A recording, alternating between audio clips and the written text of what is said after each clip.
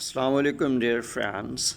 Bio fertiliser हमारा आज का टॉपिक ऑफ डिस्कशन है। लेट्स से बायो फर्टिलाइजर्स और the substances that contain microbes. Bio fertilisers ऐसी अशिया हैं जिनमें माइक्रोब्स शामिल होते हैं which help in promoting the growth of plants and trees. तो ये माइक्रोब्स जो बायो फर्टिलाइज़र का हिस्सा हैं, ये पौधों की ग्रोथ और दरख्तों की ग्रोथ में इजाफे की वजह बनते हैं। By increasing the supply of essential nutrients to the plants, यही माइक्रो ऑर्गेनिजम्स पौधों को ग्रोथ के लिए या दरख्तों को ग्रोथ के लिए ज़मीन से एसेंशियल न्यूट्रिएंट्स प्रोवाइड करने का बंदोबस्त करते हैं। लिहाजा हम आसानी से कह सकते हैं कि बायो फर्टिलाइज़र्स ऐसी अशिया होती है जिनमें माइक्रोब्स शामिल होते हैं। फिर ये माइक्रोब्स ज़मीन से प्लांट की ग्रोथ, ट्रीज़ की ग्रोथ के लिए एसेंशियल न्यूट्रिएंट्स पौधों को प्रोवाइड करते हैं, जिससे प्लांट ग्रोथ में, प्लांट्स की या ट्रीज़ की ग्रोथ में इजाफा हो जाता है। It comprises usually living organisms which include mycorrhizal fungi. तो हेयर आर कॉमन एग्जांपल्स। तो बायो फर्टिलाइजर्स में ऐसे तमाम लिविंग ऑर्गेनिजम्स शामिल हैं जिनमें माइकोराइजल फंजाई है, ब्लू ग्रीन एल्गी या साइनोबैक्टीरिया है, और कॉमनली अकरिंग बैक्टीरिया भी हो सकते हैं। Now, here are types of biofertilizers. First category है Rhizobia species. Rhizobia are special bacteria that can live in the soil or in nodules. तो ये ऐसी ख़ास किस्म के राइजोबियम बैक्टीरिया होते हैं जो या तो मिट्टी में रहते हैं या फिर पौधों की जड़ों के गांठों में, रूट नोड्यूल्स में रहते हैं। स्पेशली फलीदार पौधों की जड़ों के अंदर ये पाए जाते हैं। यहाँ पर मेंशन किया गया nodules form on the roots of legumes. फलीदार पौधे, ग्वारा है, बरसीन वगैरह हैं, इनकी जड़ों के अंदर गांठें बना के राइजोबियम बैक्टीरिया रहता है। आगे चलकर हम डायग्राम में भी ये बात देखेंगे। तो in root nodules they form a symbiotic association with the legume. अमूमन ये फलीदार पौधे के अंदर रहते हुए फली के साथ ये सिम्बियोटिक एसोसिएशन बनाते हैं। कैसे? Obtaining nutrients from the plants.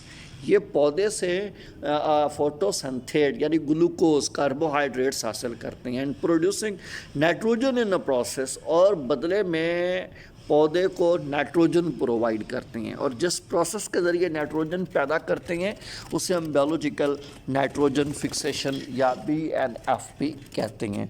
It's an important rhizobium bacteria जो पौधों की रूट नोड्यूल्स में रहकर नाइट्रोजन को फिक्स करते हैं, तो ये प्रोसेस नाइट्रोजन फिक्सेशन भी कहलाता है। Now here is second category of biofertilizer, that is Azobacter species. These are gram-negative bacteria, aerobic soil developing bacteria, मिट्टी में पाए जाते हैं और ऑक्सीजन की मौजूदगी में रहना पसंद करते हैं। They are typically polymorphic, ये मुख्तलिफ शक्लों के और मुख्तलिफ साइज़ के होते हैं। Their size of the cells ranges from 2 to 10 micrometer long. Size के हवाले से ये लंबे 2 से 10 माइक्रोमीटर तक हो सकते हैं, जबकि डायामीटर या विड्थ के हिसाब से ये 1 to 2 माइक्रोमीटर होते हैं।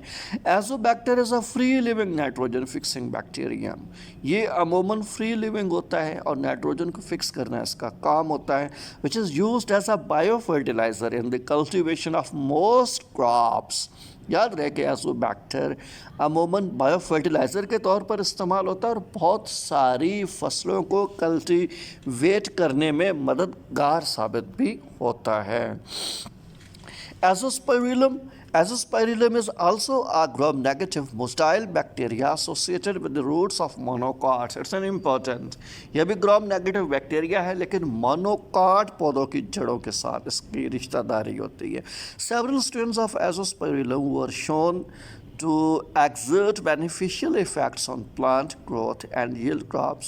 आम मुशाहदे में आया है कि इसकी बहुत सारी स्पीशीज़ पौधों की ग्रोथ और पौधों की यील्ड यानी पैदावार बढ़ाने में बड़ी मददगार साबित होती है। Under various soil and climatic conditions, and thus they are qualified as plant growth promoting rhizobacteria. तो अमूमन चूँकि ये मिट्टी में हैं और क्लाइमेटिक कंडीशंस पर मुनहसर होता है, इन्हें हम प्लांट ग्रोथ प्रोमोटिंग राइजोबैक्टीरियम PGPR के तौर पर भी लेते हैं। तो सादा अल्फाज में हम एजोस्पाइरिलम की स्पीशीज़ को या एजोस्पाइरिलम बैक्टीरिया को प्लांट ग्रोथ प्रोमोटिंग राइजोबैक्टीरिया भी कहते हैं। It's another name use for vegetable crops through seed treatment. तो अमूमन बीज के ऊपर ट्रीटमेंट करते हैं और वेजिटेबल्स की ग्रोथ अच्छी हो जाती है। पेस्टिंग आई बर्ड्स, तो मुख्तलिफ पौधों के अंदर आंखें बर्ड्स पेस्ट करने के लिए भी आइसोस्पाइरिलम बैक्टीरिया का इस्तेमाल कॉमनली किया जाता है। Now here is third major type of biofertilizer that is Acetobacter. It is an endotrophic microorganism capable of living inside the plant tissues. It's an important. ये एंडोट्रॉफिक माइक्रोऑर्गेनिज्म बैक्टीरिया है। एंडोट्रॉफिक ऐसे माइक्रोऑर्गेनिज्म होते हैं जो पौधों की टिश्यूज़ के अंदर रहते हैं, within plant tissues, inside the plant tissues रहते हैं, एंडोट्रॉफिक माइक्रोऑर्गेनिज्म कहलाते हैं। Evenly it can live in high sugar levels that exist in sugarcane tissues. ये पौधों की उन टिश्यूज़ में रहता है जिनमें शुगर लेवल ज़्यादा होता है। मसलन गन्ना, कमाद के टिश्यूज़ के अंदर शुगर लेवल ज़्यादा होता है, लिहाजा शुगर केन के अंदर ये रहना पसंद करता है। और symbiotic bacteria that is capable of fixing atmospheric nitrogen by living with in the sugar plant. तो गन्ने के अंदर रहकर ये नाइट्रोजन को भी फिक्स करने का बंदोबस्त करता है। Use of Acetobacter increases the crop production in large scale. अगर हम कमाद की फसलों के ऊपर इसका इस्तेमाल करें तो हमें कमाद की गन्ने की पैदावार वाफर मिकदार में लार्ज स्केल पर मिल सकती है। Now here is fourth category that is the phosphate solubilizing bacteria. These are the microorganisms which solubilize fixed phosphorus in soil. ये ऐसे माइक्रो होते हैं जो मिट्टी की फिक्स्ड फास्फोरस को सोलबल करते हैं and make available to the plants, और सोलबल फास्फेट को या फास्फोरस को पौधों के लिए काबिल इस्तेमाल बना देते हैं। यहाँ ये बात बड़ी काबिल गौर है कि मिट्टी के अंदर रॉक्स की सूरत में या कंकर की सूरत में फास्फेट तो हो सकता है, लेकिन कुछ बैक्टीरिया को चाहिए जो वेदर करें या डिकम्पोज करें। ये ऐसे बैक्टीरिया हैं जो फास्फेट सोलबिलाइजिंग बैक्टीरिया कहला रहे हैं। ये मिट्टी के अंदर पाए जाने वाले अनयूज्ड फास्फेट को पहले वेदर करते हैं, उतारते हैं और काबिल इस्तेमाल बनाते हैं, फिर पौधों को प्रोवाइड कर देते हैं ताकि पौधे अपनी ग्रोथ और डेवलपमेंट के लिए फास्फेट का इस्तेमाल कर सकें। सो phosphate solubilizing biofertilizers are prepared from phosphate solubilizing bacteria or fungi. तो it should be kept in mind, अगर बैक्टीरिया इस्तेमाल हों तो फास्फेट सोलबिलाइजिंग बैक्टीरिया PSB कहलाएंगे।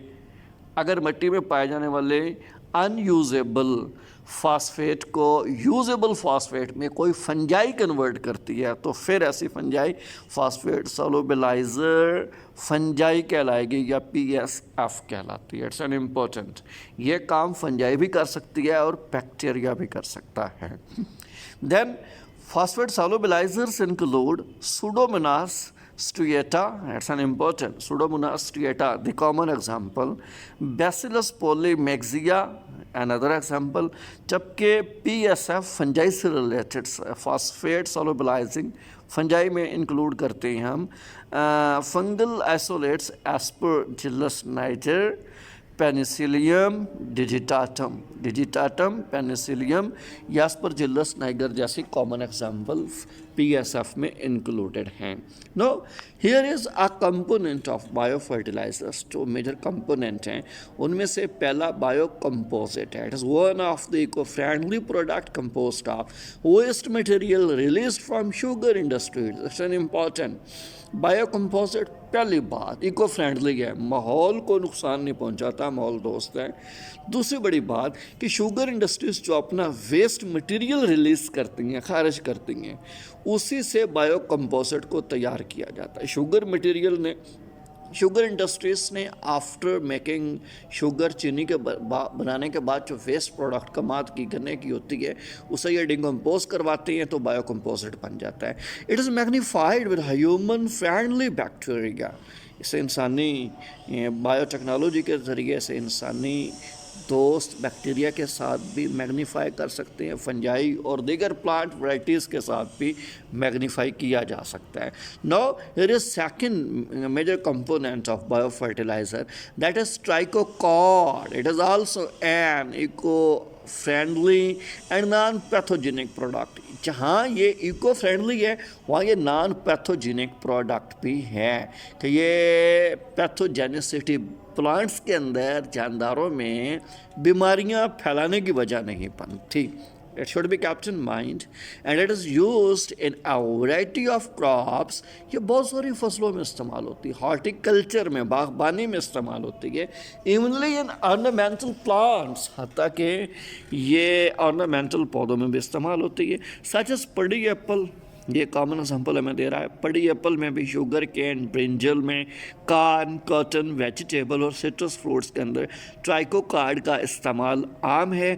इसका इस्तेमाल तीन वजूहत पे. नंबर 1 बायो फर्टिलाइज़र है, नंबर 2 ये इको फ्रेंडली भी है, नंबर 3 ये नॉन पैथोजेनिक है कि प्लांट्स को ये बीमार होने से बचा लेता है. Next, Azobacter, it protects the roots from pathogens present in the soil. It's an important. तो ये मिट्टी में पाए जाने वाले पैथोजन से प्लांट को, रूट्स को प्रोटेक्ट करता है. Plays a crucial role in fixing atmospheric nitrogen. It's another important thing कि ये एटमॉस्फेरिक नाइट्रोजन को फिक्स भी करता है. Nitrogen is very important nutrient for the plant. पौधों के लिए नाइट्रोजन इंतहाई ज़रूरी है. और मेरा 9th क्लास का लेक्चर इसी यूट्यूब चैनल पर पड़ा है जिसमें role of nitrogen for plant growth already mention किया गया है. नाइट्रोजन क्यों ज़रूरी है ये आप वहाँ से देख सकते हैं. About 78% of the total atmosphere comprises nitrogen. और हमें पता है हमारे एटमॉस्फेयर में 78% ये नाइट्रोजन शामिल होती है, तो इसलिए ये इसे फिक्स करते हैं. No here is third major category of component for biofertiliser, that is the phosphorus. It is an essential nutrient for plant growth and development. Phosphate solubilizing microorganisms hydrolyze insoluble phosphorus compounds to the soluble. It's an important कि मिट्टी में पाए जाने वाले जो phosphate solubilising micro organisms होते हैं वो अमूमन इनसॉल्युबल फास्फोरस को सॉल्युबल फॉर्म में लाते हैं. फिर प्लांट्स अपने रूट के ज़रिए सॉल्युबल फास्फोरस को एब्जॉर्ब कर लेता है, अपटेक कर लेता है और इस्तेमाल करता है. Then many fungi and bacteria are use for this for such purpose such as penicillium, aspergillus, bacillus and pseudomonas. It's an important. यहाँ पर बहुत सारी पेनिसिलियम और एस्परजिलस ये फंजाई के एग्जाम्पल है, जबकि बैसिलस और सूडोमोनास ये बैक्टीरियल एग्जाम्पल है. ये दोनों डिकम्पोजर मिट्टी में पाए जाते हैं जो मिट्टी के इनसॉल्युबल फास्फोरस को सॉल्युबल फॉर्म में कन्वर्ट करते हैं, डिकम्पोजिशन का रोल परफॉर्म करते हैं. Now fourth component is vermicomposite. It is also eco-friendly organic fertilizer comprising vitamins, hormones, organic carbon, sulfur, antibiotics, and it also helps to increase the quantity and quality of the yields. That's an important. तो हमारे mall के बहुत सारे vitamin, hormone, carbon, sulphur, antibiotic ये सब मिलकर भी एक ऑर्गेनिक फर्टिलाइज़र बनाते हैं जो वर्मी कंपोजिट कहलाता है. और इनका मकसद प्लांट्स की ग्रोथ या पैदावार की क्वांटिटी और क्वालिटी को बेहतर करना होता है, बढ़ाना होता है. Vermi composite is one of the quick fixes to improve the fertility of the soil. ये बड़ा इंपॉर्टेंट है जो बड़ी तेज़ी के साथ सॉइल फर्टिलिटी को बढ़ाता है और नाइट्रोजन को फिक्स करने में भी हेल्प करता है. Now, here is importance of the biofertilizers. They are important for the following reasons. Number 1, improve the soil texture and yield of the plants. ये मिट्टी की साख्त को बेहतर करते हैं और पौधों की पैदावार भी बढ़ा देते हैं. 2, they don't allow pathogens to flourish. Biofertiliser की मौजूदगी में पैथोजेंस फ्लरिश नहीं करते और पौधों को नुकसान नहीं होता. 3, eco friendly and cost effective. सस्ते भी हैं और माहौल दोस्त भी होते हैं. 4, they can protect the environment from pollutants since they are natural fertilisers. ये नेचुरल फर्टिलाइज़र हैं इसीलिए ये पौधों को माहौलियाती पोल्यूटेंट से बचा के रखते हैं, यानी नुकसान नहीं होने देते। यहाँ बड़ी इंपॉर्टेंट बात इसने लिखी है कि bio fertilisers they are the natural fertilisers, ये कुदरती खाद होती है basically. Number 5, they destroy many harmful substances present in the soil that can cause plant diseases. It's okay. तो ये मिट्टी में पाए जाने वाले बहुत सारी नुकसानदेह अशिया को तबाह कर देते हैं, और उन नुकसानदेह अशिया ने पौधों के अंदर बीमारियां फैलानी होती हैं, यानी बीमारी नहीं फैलाने देते। 6, they are prove to be effective even under semi arid conditions.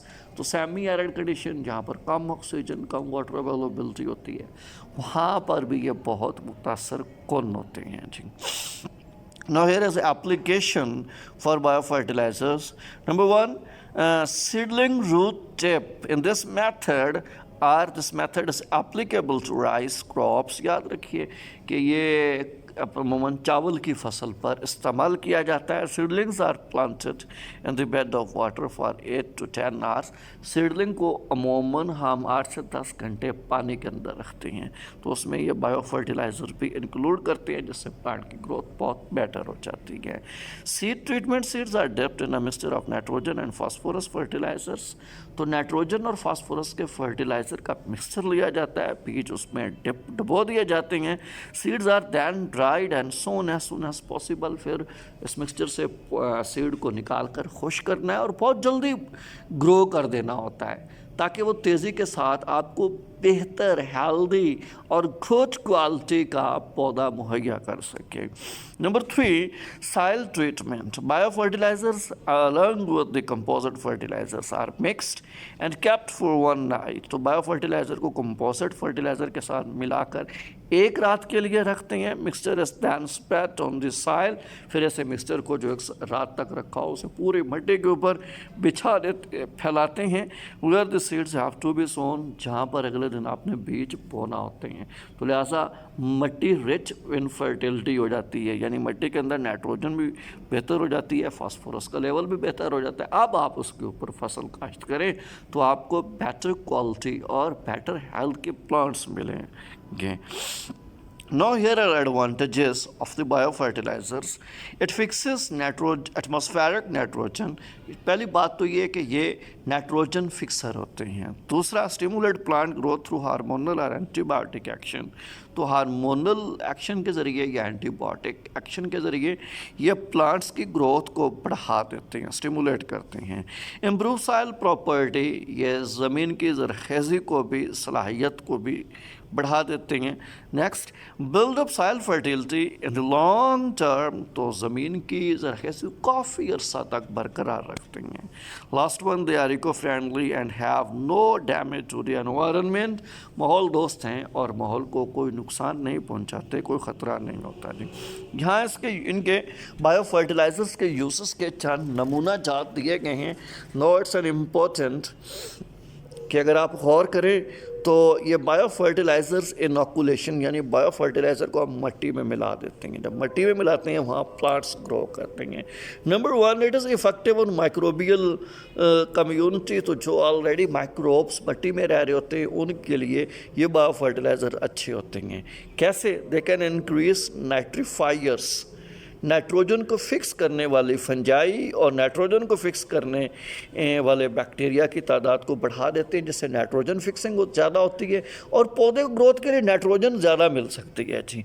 Number 2, it can increase fungal community. Fungi भी बढ़ जाती है जो रेट ऑफ डिकम्पोजिशन को बेटर करती है। फास्फोरस तेज़ी के साथ प्लांट्स को मिल सकता है, तो ये एक अच्छी क्वालिटी है।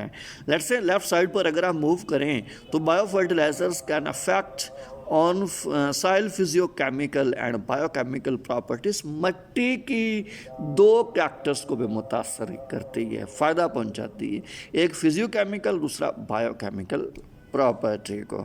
तो यहाँ पर लिखा गया इंक्रीज सॉइल एग्रीगेशन। तो मिट्टी की ज़रख़ेज़ी बेहतर हो जाती है, मिट्टी के एग्रीगेशंस बेटर हो जाते हैं। Number 2, increase soil prosperity. तो जो मिट्टी की फर्टिलिटी है वो भी बेहतर हो जाती है। नो यहाँ पर ये कॉमन एग्जांपल है जो सिम्बियोसिस के ज़रिए आती है। हमने एक बात की थी कि बायो फर्टिलाइज़र कुछ सिम्बियोटिक रोल में भी आते हैं जी, तो यहाँ वही बात मेंशन की गई है। लेग्यूम प्लांट है, इसकी जड़ों में रूट नोड्यूल्स दिए गए हैं। रूट नोड्यूल में एसोबैक्टर है, ये एनवायरनमेंट से नाइट्रोजन लेता है, हवा से नाइट्रोजन लेता है, नाइट्रोजन को फिक्स करता है और वो फिक्स नाइट्रोजन रूट के जाइलम के ज़रिए प्लांट तक पहुंचती है और प्लांट्स में रेट ऑफ फोटोसिंथेसिस को एनहांस करती है, जिससे पौधे की ग्रोथ और पैदावार ये दोनों बेटर हो जाती हैं। तो ये एक बेहतरीन किस्म का स्केच है जो बेसिक बायो फर्टिलाइजर्स के रोल को और मैकेनिज्म को या यूटिलाइजेशन को बेहतर अंदाज से एक्सप्लोर कर रहा है। यहाँ पर एक और भी स्केच है कि ये जो कॉमन एग्जांपल या varieties of bio fertilisers like bacteria, fungi, algae या सिम्बियोटिक्स हैं जिसमें राइजोबियम या वैम आ जाता है, ये सारे के सारे बायो फर्टिलाइज़र के तौर पे काम करते हैं। इन्हें हम मिट्टी में इनॉकुलेट करते हैं, मिट्टी में मिला देते हैं, तो supply of mixture of nutrients बढ़ जाती है, जो कि मैं पहले भी मेंशन कर चुका हूँ। फास्फोरस बढ़ जाता है, नाइट्रोजन बढ़ जाती है, दीगर एसेंशियल एलिमेंट्स बढ़ जाते हैं और साइल पैथोजन मर जाते हैं इनके इस्तेमाल की वजह से। Then maintain symbiotic relationship better हो जाता है, जिससे बेहतरीन किस्म की प्रोडक्शन मिट्टी के अंदर होती है, न्यूट्रिएंट्स अवेलेबल होती हैं और जड़ें अब्जॉर्ब करके पौधे ग्रोथ को बढ़ा देती हैं। अगर आप लेफ्ट साइड पे मूव करें तो यहाँ पर maintain microbial consortia in the soil, तो like plant growth promoting factors, जिसकी कॉमन एग्जांपल है नाइट्रोजन फिक्सर या फिर potassium, phosphorus, micro nutrients, solubilizer वगैरह।